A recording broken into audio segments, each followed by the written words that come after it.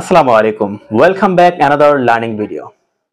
আমি সিদ্ধান্ত নিয়েছি আমি আর ভিডিও তৈরি করব না।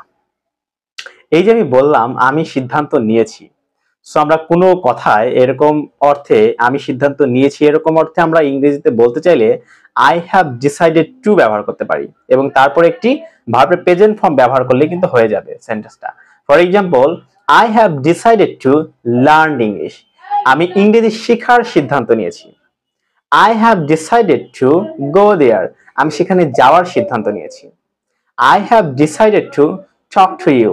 আমি তোমার সাথে কথা বলার সিদ্ধান্ত নিয়েছি। I have decided to help the poor. আমি গরিবদের সাহায্য করার সিদ্ধান্ত নিয়েছি।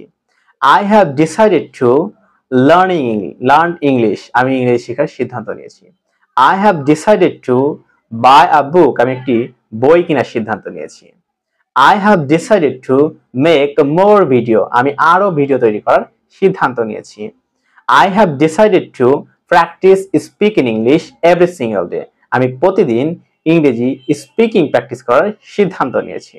সো আমরা I have decided to ব্যবহার করে কিন্তু সিদ্ধান্ত নিয়েছি অর্থে অনেক সেন্টেন্স তৈরি করতে পারি ইন দিস ওয়ে।